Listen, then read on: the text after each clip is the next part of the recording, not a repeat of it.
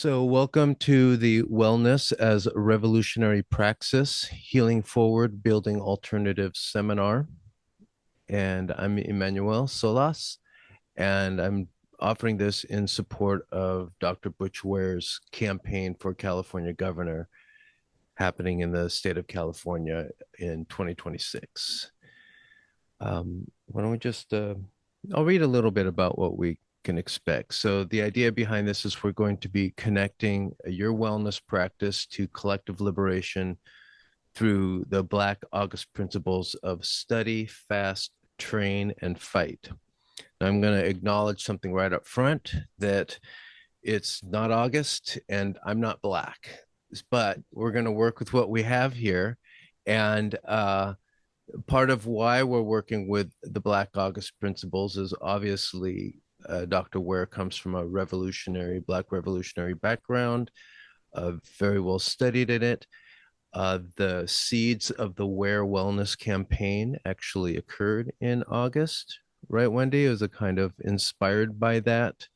And it's actually really, whether it's August, January, April, whatever month, these principles apply all year round for as long as it takes to really get to the place we want to be as a society.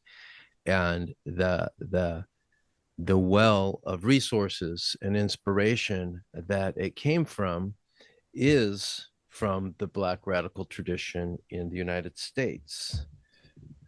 And before we move forward, I'm going to provide a definition of what praxis is. So praxis can be referred to the application of theory in practice, a term that's used in philosophy, or the motor planning ability needed for a sequence of movements, which is relevant in occupational therapy. So it's a very technical term that it's really about how we apply theory. So I'm going to share a lot of theory and some speculation and some possibilities, and but the call to action is going to be just that, of action, of practice, of embodying it and integrating it into whatever wellness practices you're already doing or guiding, facilitating.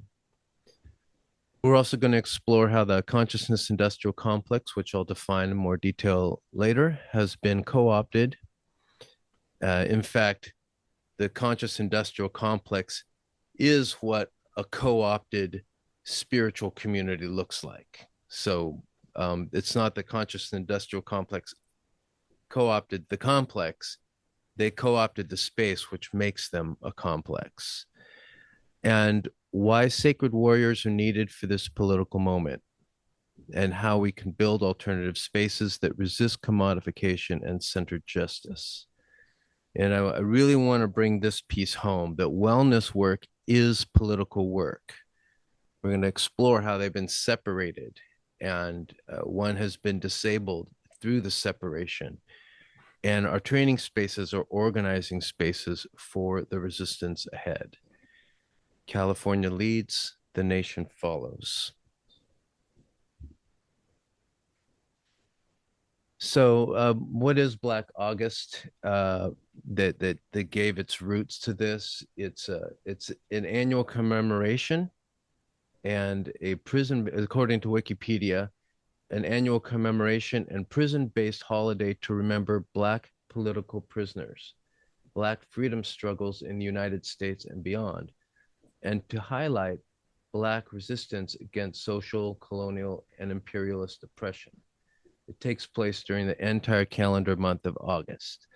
And it's based in the specifics of some socio-political events that were occurring related to the Black radical tradition. But as we've also learned from Palestine, it's in these proving experiential grounds that possibilities emerge that can then be adopted by others who struggle to liberate all beings. And so, but I want to honor the roots of this and also honor that it's the roots of this campaign in many ways because of who Butch is and what he brings to this world.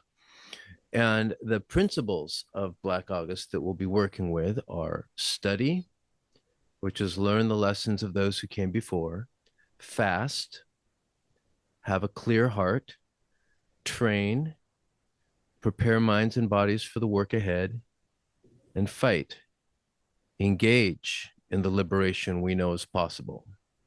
So fight means engage, and we'll get into that more later, but this is not about violence per se. As much as this movement would like to be framed by those in power as a violent movement, and people who engage in this type of study and practice are violent people, that's just a tactic. It's part of the indoctrination that's happening from those in power to discredit movements in good faith that are trying to work creatively and intelligently to overthrow forces that have basically been in control of this world for, I'd say, recorded history, but we'll bring it to more towards the modern era. And you could say that things have degraded seriously over the last 40 years, and we're trying to reclaim all that and so much more, right? Uh, One of the key quotes associated with Black August is from Assata Shakur, and she was one of the founding leaders of the Black Panther movement. It is our duty to fight for our freedom. It is our duty to win. We must love each other and support each other. We have nothing to lose but our chains. So, part one, study. The crisis of the consciousness industrial complex and the test we failed. For over 2 years since October 7th, 2023, genocide has unfolded in Gaza with American weapons and American approval. What has been revelatory is not just the atrocity itself, but the response from the spiritual and transformational communities. A vast, deafening silence. From many of the most prominent voices, those who built platforms on social justice messaging, who speak about collective trauma and bearing witness, we got nothing. Or worse, carefully worded both sidesisms, holding space for complexity, not engaging with politics. The silence was involuntary disclosure. They gave it all away. It revealed who actually possesses moral courage and who merely performs it when convenient. So this is going to be one of the moments where I open it up for discussion. Who had the moral courage to speak up for Palestine? And I want to just really touch off this discussion. We'll take about 3 or 4 minutes with this quote. One day, when it's safe, when there's no personal downside to calling a thing what it is, when it's too late to hold anyone accountable, everyone will have always been against this. By Omar al-Akkad.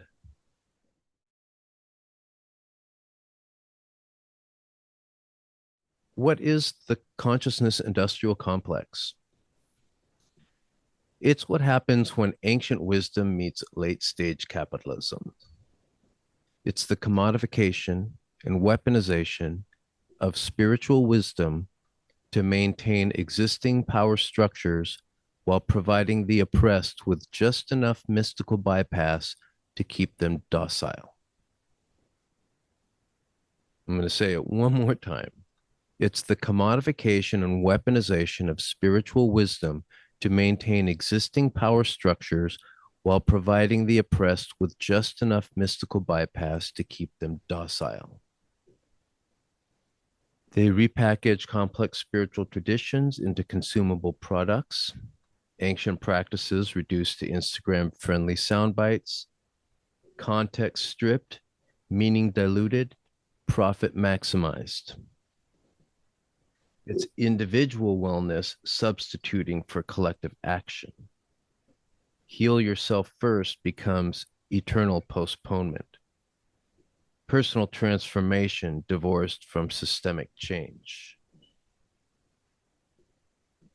It's spiritual concepts justifying political disengagement, such as it's all part of the divine plan, everything is as it should be. Hey, man, both sides need healing. It's fear of alienating followers.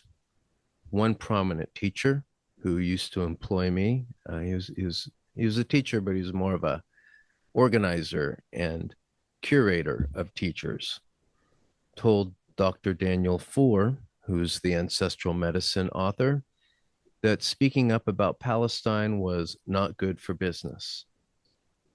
That's the consciousness industrial complex in a sentence. And it has an element of it that ties into kind of the greater cultural zeitgeist of survival of the fittest, the Darwinistic approach. So what is spiritual Darwinism? And you might recognize some of these perspectives. And it's not quite on the nose. It's all softly presented, but basically, suffering is deserved. Your circumstances reflect your vibration. If bad things happen to you, you somehow attracted them. And it's spiritual victim blaming at an industrial scale. And again, it's anybody who hears this that maybe buys into some of these arguments to say, well, it's not quite like that. It's a much bigger thing going on, and where our souls are bringing us to the circumstances that are going to help us learn the most. And it's not like these are untrue. They're just convenient when the problem doesn't directly impact you. And it ties into some of the concepts of privilege. You could just call it, just many people from all over the world experience privilege, but in our society, there's a certain there's a certain, when you say the term white privilege, it means more than just white people, because you can have lots of white people that are suffering and whatnot, but there's this dynamic that could be captured in the idea of white privilege that ties into this in ways that are really hard to deny and ignore. We're also talking about a collective loss of soul.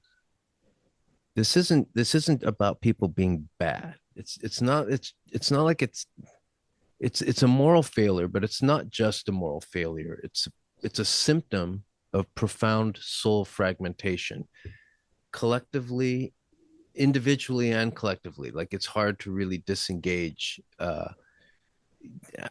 from it completely. And even people who've worked a lot, I consider myself to have worked a lot, but I'm no beyond the veil mystic. I'm not without my soul loss. Uh, so what does that mean, though? In indigenous traditions from all over, and I hate to use the word indigenous as to like they all think the same thing, but there is a trend, there's an understanding that loss of soul occurs when trauma is so overwhelming that parts of our soul fragment and flee to non-physical realms to escape the pain. Shamanic soul retrieval practices exist to call these fragments back, and they're done by individuals deeply trained in the shamanic arts. This isn't something where you did a few ayahuasca journeys and you did an ego death of some sort and now you're a shaman. These are long apprenticeships, and being able to actually work with one's higher self to connect with one other's higher self within the context of a lot of healing energies and spirits that are carefully cultivated within that shaman's life, to then go on an authentic inward journey with the permission of the other to find that lost soul, bring it back, and restore it back into the body that is the current incarnation. And then the idea behind that is as more pieces of the soul come back, more feeling comes back, more empathy, more connection to the world around. In our modern society is suffering from a collective loss of soul. This explains widespread numbness, the inability to respond appropriately to genocide, Palestine, Sudan, Congo, and everything beyond what those represent in terms of our societal complicity in the Western Empire to exploit those societies and the resources that rightfully belong to the land that those individuals are a part of. And the too many of us, many of whom are positioning themselves as spiritual leaders, are operating with fragmented souls, unable to access the full depth of our humanity and empathy. So this is the crisis. This is what we're naming in the study phase of our work today. We cannot build alternatives until we understand what we're building alternatives to, which brings us to some key questions. What does moral courage actually look like? And what is the alternative to spiritual bypass? And that's where we turn next, is to the archetype of the sacred warrior.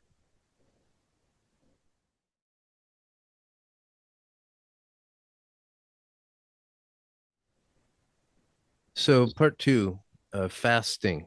The literal understanding is you're not eating food, you're not, in some cases, not drinking, various levels of dietary fasting. In this case, it's a the real definition in this context transcends and includes that. And it doesn't always have to mean whether you're eating or not eating food, but it's really shorthand for having a clear heart and engaging in spiritual practices. But we're essentially trying to strip away what obscures the vision of truth. And part of that is like, well, what must be done? And we have this idea of a sacred warrior. A sacred warrior archetype appears across traditions. Obviously, in the Islamic tradition, you have the Saracen warriors, and during sort of the medieval period of Europe, the counterparts of the knights at that time were called Saracens. So Shaolin monks, if you're familiar with that, these were the creators of the art, the martial art form of Kung Fu, and we're Buddhist in origin, and they evolved to protect uh, their monk communities, the Buddhist communities that they were there for and were there for them. And then obviously in popular fiction, the Jedi Knights in Star Wars are this archetype in modern popular literature. So, and then there's many, many other cultures. The Sikhs is a very much has the martial arts are integrated with their spirituality. In Thailand, the Muay Thai practices are just, typically when you get to the sources of these mysticism and human potential dynamics and practices coexist with fighting practices. But what makes sacred warrior special isn't just martial prowess or spiritual devotion. It's the combination of both. And this is really important. Their willingness to protect the vulnerable, their commitment to something greater than personal gain, and their courage to act when action is costly. So it's really putting a bravery and courage to the test. And so let's do a little case study of the Templars and the Saracens. So the Knights Templars were a subgroup within the European medieval feudal system, where you had lords and landowners, and then they had knights that served them. And there was a particular order of knights during the Crusades that emerged, and they were known as the Templars. And they were unique in that they weren't merely mercenaries. They were monks. They had to have the actual practices of monks that you would just find in a monastery, but they were also warriors. And so, what most people know the Crusades as centuries of religious warfare, knights versus Saracens, Christians versus Muslims, civilization versus barbarism, according to European histories. Obviously, that rhetoric continues to this day and is used as a kind of permission, self-granted permission narrative that allows the oppressor to oppress. But despite being positioned as enemies during the majority of their interaction, off the clock, Templars and Saracens were known to have found profound common ground. And the Saracens, like I said earlier, they're like the um, Islam's Islamic Caliphate's version of knights, and they both had they had a lot of shared values like divine communion through regular spiritual practice, the strength used only to protect the vulnerable. The Knights Templar were emerged specifically to protect a mission, or not missionaries, but pilgrims from Europe to the Holy Land as part of their Christian lifestyle. Obviously, the Crusades had much more cynical roots in terms of power and power grabs and controlling, which has been forever the most strategically significant piece of land in the world, which we known traditionally as the Levant, and now as the region around the Mediterranean towards the eastern end, and into Persia, Iran, and in all that area. This is from the most ancient times. This has been the most significant piece of land in terms of trade routes and power points and rent-seeking behavior at these different crossroads. But they would, a sacred warrior would, use strength used only to protect the vulnerable, rejection of pride and ego, commitment to simplicity and discipline, and service to something greater than self. Now, whether these groups did it perfectly, they didn't always, but there's what are the principles associated with this archetype? When we get the stories, what are the elements that are most admired and called out? Now, some Templars and Saracen leaders exchanged ideas, shared meals, recognized nobility in each other that transcended the surface conflict. Why does that matter to us today? And why do any of these stories in the past where people have dropped their differences? It's because apparent opposition can mask deeper alignment. The divisions that seem absolute, the polarization we're told is unbridgeable, may be more constructed than real. And that's part of the game of those in the elite. We'll get into in a little bit more, is how really it's about controlling the mentality, the spirituality of the people under the control of their empire.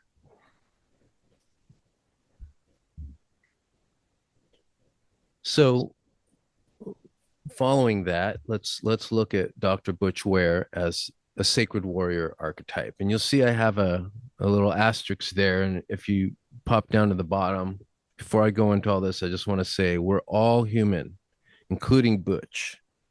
He's a human being. He happens to really hold a lot of really positive qualities, though. These archetypes emanate from the collective human spirit. We each play a variety of roles, and the real invitation here is one, we are spotlighting Butch. He's governor's candidate. A lot of people, including myself, really believe in him. But the real invitation is for all of us to step fully into our own version of this. So let's look at Dr. Butch Ware as a sacred warrior. He is as a scholar of revolution. He has a PhD from the University of Pennsylvania.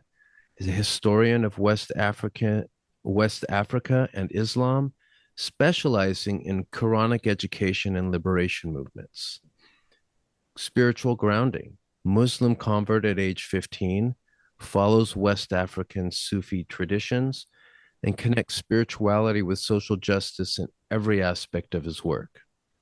He has moral courage. He was the 2024 Green Party VP candidate with Jill Stein, and now he's running for California governor. And he's openly anti-Zionist when establishment politicians have stayed silent. Refuses corporate money when others bow to big donors. And something to be noted about the candidacy with Jill Stein, he didn't run for political office before. He was witnessed and observed by those within the Green Party, particularly Jill Stein's campaign, who recognized that this was the type of people we need in public office, and was reached out and invited in. One of the things that you can say about politics and politicians is, why would you trust somebody to lead people at that level? Why would you trust someone who wants to be a politician, who's attracted to that? The idea is you would want to find the people that are least attracted to that, because they're probably the most trustworthy. But obviously that's not how it works in the real world. But this is kind of really close to that ideal. And a revolutionary practice. He created the revolutionary learning community, a proprietary platform free from Meta, Musk, and Bezos. So, and obviously it's always going to be on somebody's, until you have your own servers and all of that. But, he's seeking out digital platforms that are free from that type of control. And obviously, as time goes on, we're trying to build a real distance from the systems that are collapsing. We have to go even further along these lines. So, Butch, I would propose, is what it looks like when someone combines deep scholarly understanding, profound spiritual practice, unwavering commitment to liberation, and concrete political action. Not abstract philosophy, not performative activism, not spiritual bypass, actual sacred warrior work. So, because this was a part of the well awareness space, and it was very much about the body, I wanted to look at the art of Brazilian Jiu-Jitsu as a strategic metaphor for what we're doing. And a Brazilian Jiu-Jitsu, if you don't follow martial arts or anything like that at all, is a derivative of Japanese Jiu-Jitsu, which Jiu-Jitsu and the art of Judo are very much interrelated. Judo is when you're standing and then the opponent gets taken to the ground in some way, and a lot of people see that because it's an Olympic level sport, and it's really the level of training it takes to operate at that level is really off the charts in terms of body mechanics and strength and mental acuity. And then when it gets on the ground, that's where jiu-jitsu happens, and it's a lot of groundwork, and it's known by many people who practice it as almost like a chess game that involves the body. And then some people have called it, folding clothes while your opponent is still in them. So there's some, and it's very technical. And so, but it was adopted into Brazil through a particular family there called the Gracies, and developed, and then it emerged in the world fighting scene with as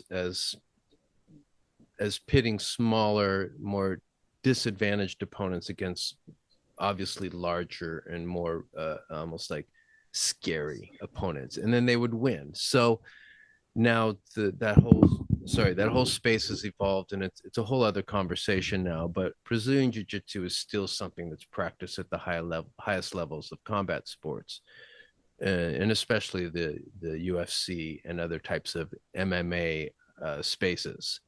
So in Brazilian Jiu-Jitsu, a smaller practitioner defeats a larger opponent through leverage over brute force, position over strength, technique over aggression.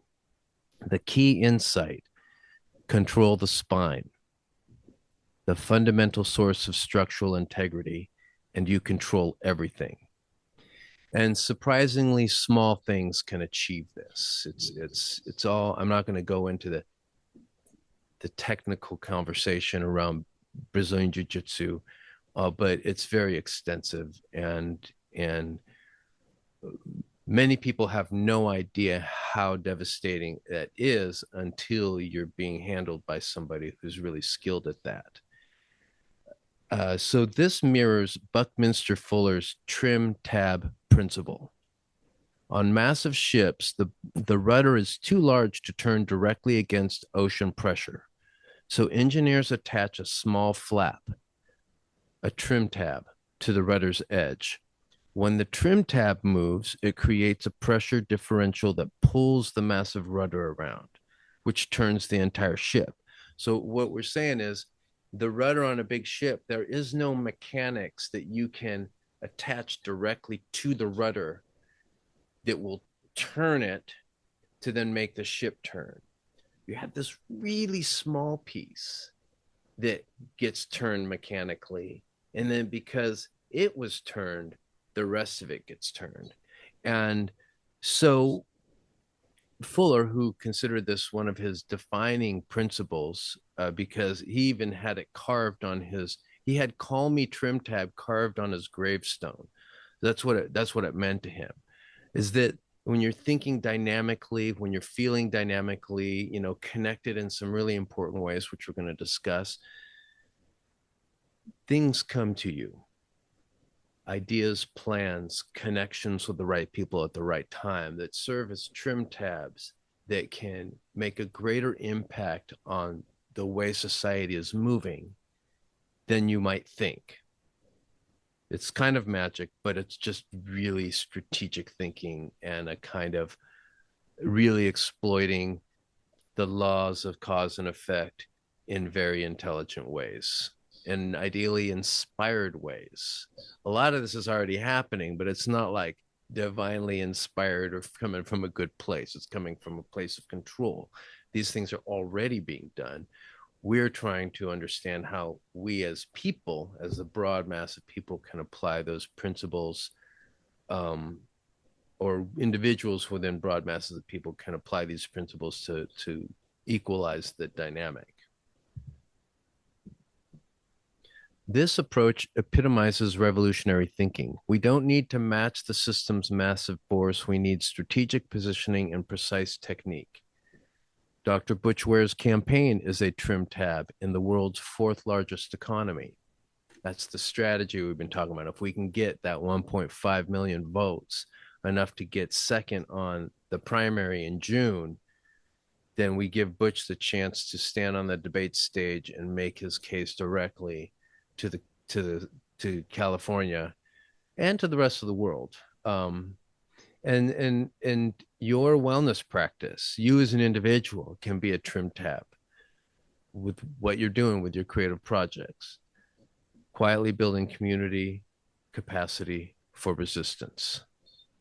You don't overpower the ship of state. You position yourself strategically and let the physics of social change do the rest.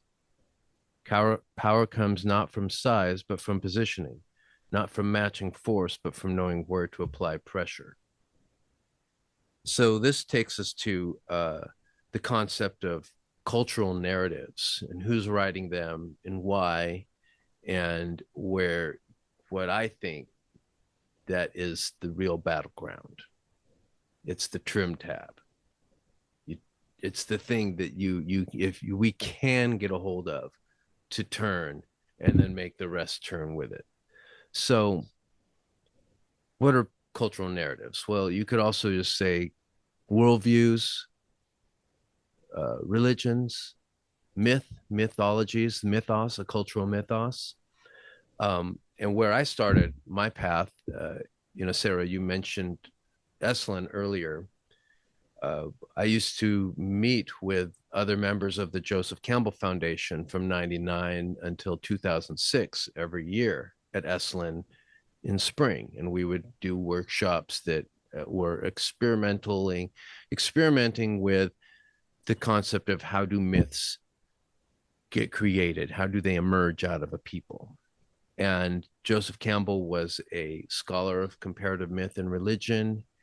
And if you don't know who he is, he's well worth looking up. And he's kind of where I cut my teeth on philosophy, spiritual thinking, a lot of these things that have taken on more and more nuance over the last 30 years since I first discovered his work. But he had an observation about myths, mythological systems, and he in one of his elements within most of his talks was the four functions of mythology section. He could have been talking about any particular tradition, any particular time and place, and he'd always find it important to insert this particular idea into the conversation. And the four functions of mythology are essentially the mystical function, the cosmological function, the sociological function, and the psychological function. And if you want to look at it another way, you could say it's how the stories that we create in our lives connect us.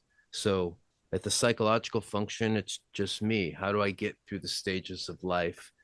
How do I get through key transition points like moving from being a child to the adult world in terms of puberty rites of passage and also elder rites of passage? How do I move from being a kind of, at the height of my productivity into more of like phasing out and being prepared for what the next great stage is?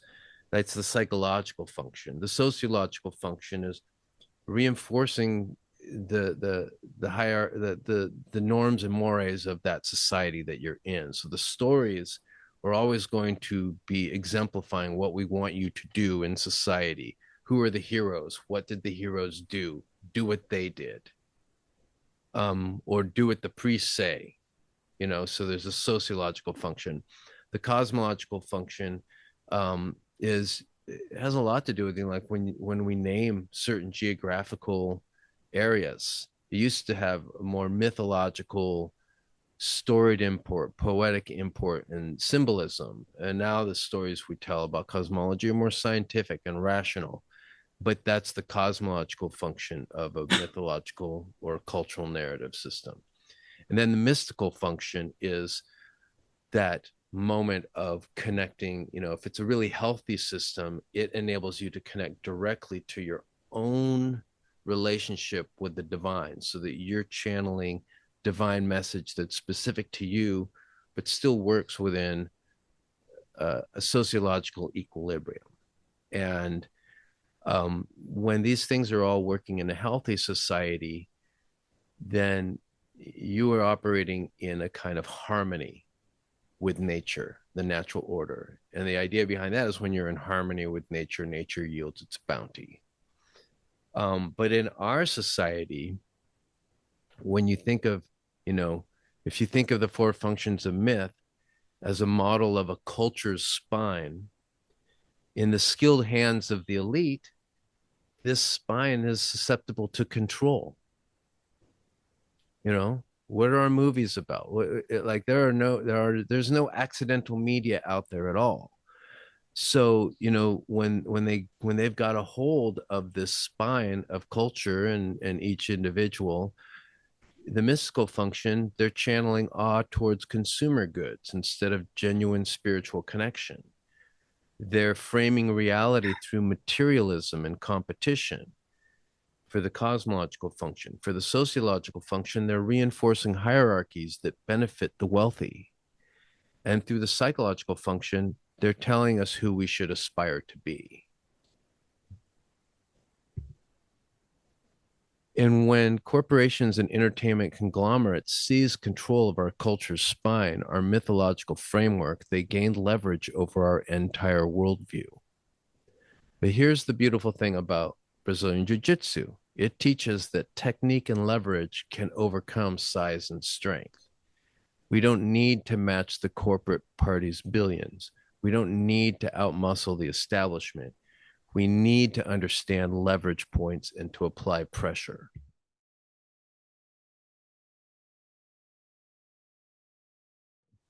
Okay, so part three, train.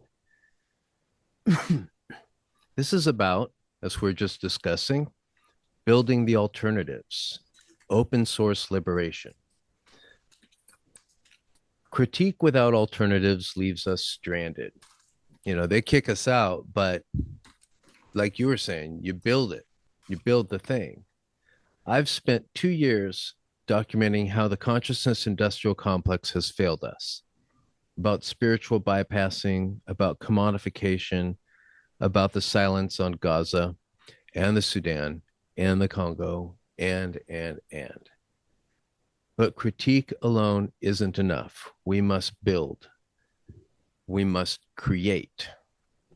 This is where the development of feasible alternative frameworks becomes essential. We're not just calling out what's broken, we're creating what works.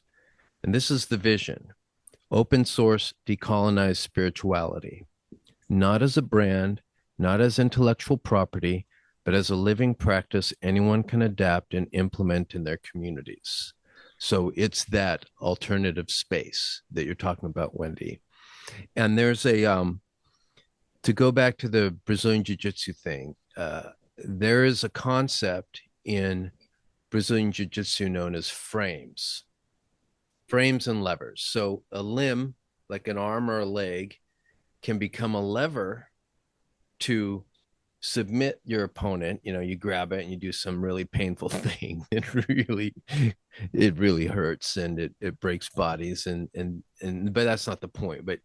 But that same limb can move from being a lever to being a frame. That means you're creating distance. You're creating distance from your opponent. And what sort of things in the revolutionary space helps us create distance from our opponent?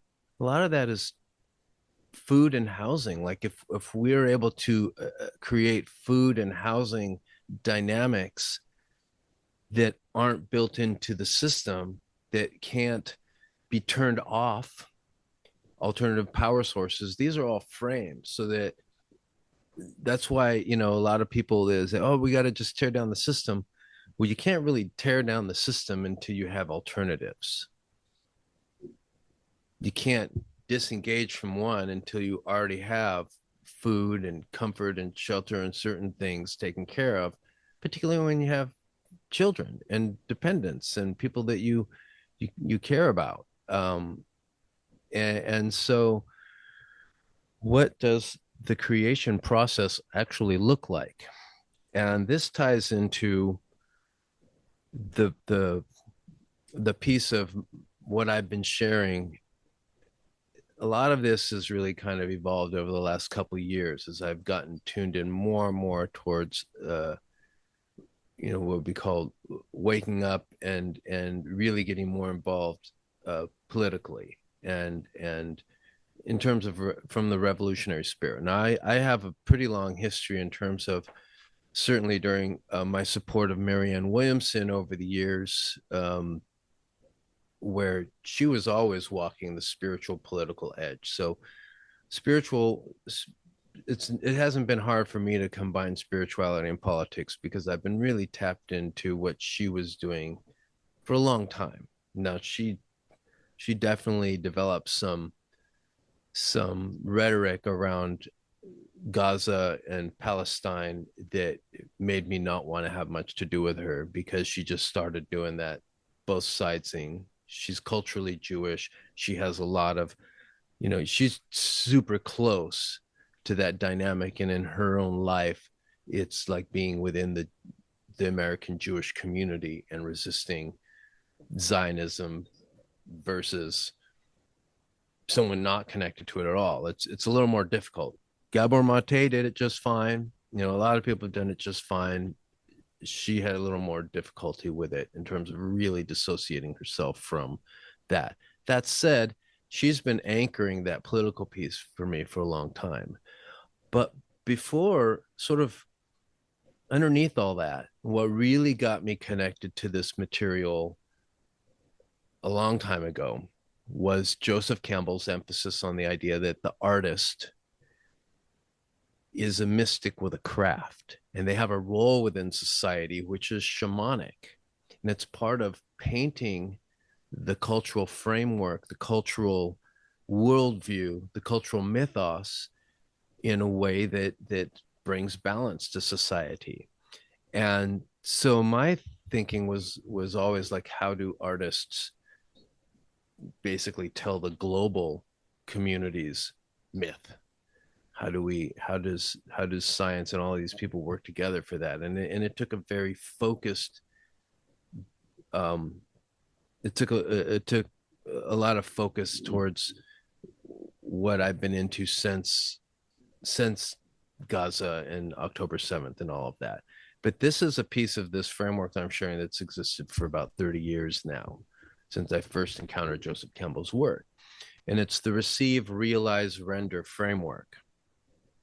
So realize is to be able to translate reception into concrete understanding. Oh, sorry, this is receive. So this receive, realize, render framework, think of it as a model for evaluating, am I technically structurally sound as a creative person? Am I fully calibrated with all the parts that have to be working together to really be a creative, producing creative person, creating impact, creating art, creating outcomes, right? Um, and so that's receive, realize, and render. And those are the three legs. And on a stool that you see here on this picture, what if one of the legs was shorter or made of a different material or crumbly, like termite ridden? Well, maybe another one was, you couldn't even wrap your hand around it and it's made of oak, and another one's made of balsa or whatever. So you get the picture. When it's not evenly calibrated, then you don't have as strong of a creative structure going on. So receive is to open ourselves to insights and inner guidance, sometimes touching on uncomfortable truths and moral clarity. Now, this is really important. This isn't a way to colonize creativity. This isn't mining for ideas. It's becoming genuine channels for wisdom and creative expression of many kind. Realize is to translate that reception into concrete understandings and plans. This is a kind of an alchemical stage. When we process what we've received and develop responses, we move into action. The crucial questions are, particularly in this application we're talking about, is given what I know now, what is mine to do? What structures need to be built? What connections need to be made? What skills do I need to develop? This is where mystic vision meets practical planning. It's not enough to feel outrage. We must transform it into strategy. Another piece about this is that chance becomes a slippery term to define as synchronicities abound. Realizing is the space where synchronicity occurs, where you might have been thinking through the plans, you might have received the vision, but then somehow you meet somebody at the right time, or you're sharing something about it with someone close to you that says, oh, I just met this person that does the same thing, we're just saying the same thing, maybe you should talk to them. Or a book falls off a thing, or like any number of these things. That's all happening within realizing. And then render is the bringing realization into tangible form. It's where vision becomes reality, whether through art and creativity, community organizing, alternative institutions, direct action, political campaigns like Dr. Ware's. scientific formula or theorem, the E equals mc squared from Einstein, that came in a kind of lucid, surreal moment for Einstein. So most of these discoveries come from outside of ourselves, and then we have the ability to process through realizing, and then maybe we've gone to school for physics or mathematics or dance or film or what have you. And then that's the rendering piece. And when people think about developing themselves technically as an artist, usually this is what they're thinking about or talking about. But you still have the other two, the receive and realize.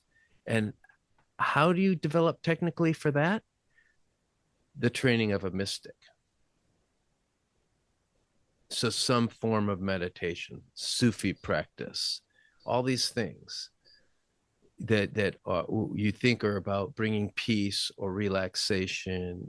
The way the McMindfulness movement has phrased it makes it all a very individual thing. But this is actually one of the key tools for creativity, because you're getting access to the inspired mind, the mythic dimension, where you go and great stuff just gets handed to you. And then you have to have the other abilities in place to realize and then ultimately render. And you see how if you're weak in any of these particular areas, then it makes you less effective as a creator. So, and that's the point of this one here, is a spiritual practice is the whetstone upon which the skills of receiving and realizing are honed.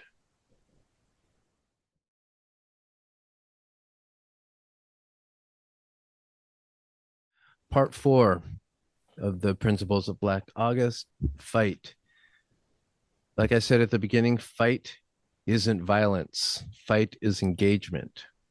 It's the willingness to show up in the arena, to make your voice count, to put your body, your resources, your platform on the line for collective liberation. Fight is the culmination of study, fast, and train. If you just do study, fast, and train, that's navel gazing. You've learned, you've clarified your heart, you've practiced, now you engage. And so we want to engage in practical frameworks for building alternatives. If you're going to create alternatives to the consciousness industrial complex, whether that's a wellness space, a political organizing hub, a teaching platform, or anything else, these principles matter. Elevate voices with consistent moral clarity. Create and support. And this is also if you are a seeker and you're seeking, who do you want to study with? Who do you want to be paying attention to? Who do you think is, and this isn't about like some sort of witch hunt against people who didn't show up for Palestine. Honestly, if we never mention those people again, that'd be fine. This is about identifying who did speak up, who's credible, who can you trust with your spiritual development. So elevate voices with consistent moral clarity. Create and support platforms that center teachers and activists who demonstrated integrity when it cost them something, not those discovering Palestine now that ceasefire is acceptable. And that obviously there's exceptions to every rule. This isn't about I'm not saying this is what's acceptable and this is what isn't. These are guidelines for individuals, and every individual has to challenge and they have to run this through their own process. But I can tell you this is what I do. We're not those discovering Palestine now that ceasefire is acceptable, even though ceasefire didn't really ever happen. Those who spoke up October 2023 through early 2024, when understanding was dawning and speaking meant real risk. Better still, those naming Israeli apartheid for decades. Make it accessible and replicable. The consciousness industrial complex thrives on scarcity models, high price courses, exclusive access, and proprietary methods. The note on proprietary methods, there are no proprietary methods. That's all borrowed and rebranded and retweaked for that. Oh, this is the thing I did, because it's a differentiator. These processes, these practices have been around for ages. No one's, you're not, it's not like the more you pay for this extra secret thing that this person who was privileged enough to go down into some Peruvian rainforest and create videos and act the part, like, that's all just smoke and mirrors. It's theater. It's theater. Alternative approach, free or sliding scale, core teachings, perhaps barter/exchange, open source frameworks others can adapt, local and decentralized implementation, emphasis on community over gurus or charismatic showboaters, resources in multiple languages. Again, these are suggestions. These are ways, these are what the alternative smells like. It's up to the individual practitioner. Some people have gone and they've paid out money to be an acupuncturist. Are you supposed to give away all your acupuncture sessions? Probably not, you know. But you have to figure out what that tension is yourself. And you have to know within yourself, am I basically really just leaning into colonizer tactics around spiritual practice and development, and then rationalizing all the time I don't give away or that I don't donate, and like, there's just, ultimately, this is not supposed to replace other sets of rules. This is supposed to stimulate thinking and inner critical thinking and inner awareness of all the dynamics that are at play and how much you want to be karmically held to your participation in a system that is inherently exploitive. And you can't take gold with you, but you can surely take past karma with you, good karma and bad karma. Good karma and bad karma. These are simplistic terms. There's no such thing, but you know what I mean. Grounded in solidarity, not spirituality as product. Any gathering claiming to be about transformation must be grounded in solidarity with those facing active oppression.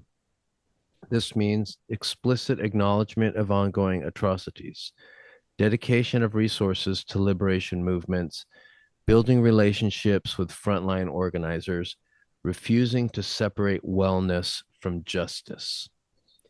They are not theoretical principles. They're how we actually build the alternatives. They're how we help retrieve the soul of the world.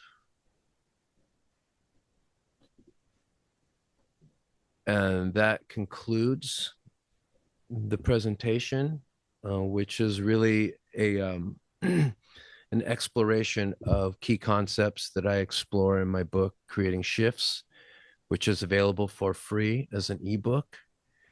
And you can access it at creatingshifts.com.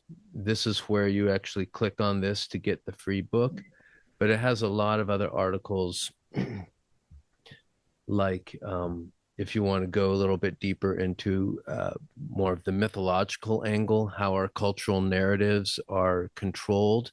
I have this article called The Mythology Machine, How Cultural Controllers Hijacked Our Sacred Stories and Transformational Practices. Retrieving the Soul of the World goes deeper down this idea of open source spiritual movement, not branded, capitalized, hierarchically controlled systems and processes, which is pretty much all there is.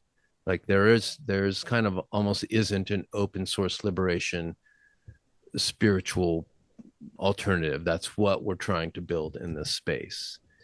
Letting go of the shore is about the times that we're in, the Hopi prophecy that you've just got to, like, we've got to just start letting certain things go, certain relationships go, and look around in your environment and see who's there and see who your teammates are. Spiritual Darwinism goes way more down the rabbit hole in terms of how the popular spirituality dynamic actually operates. This is about Ojai, the town I live in, and how it is a hotbed of spiritual Darwinism and colonized spirituality. And then Roots and Wings, mastering the inner art of authentic community and connection, is that goes into the weeds of what it actually looks like to create communities that really work and don't just fall apart when money and interpersonal issues arise. And then being the tsunami, being a sacred warrior, and really showing up from a place that isn't prioritizing comfort, but prioritizing transformation and bringing in the world that's actually going to be good for us, but for our children and for their children.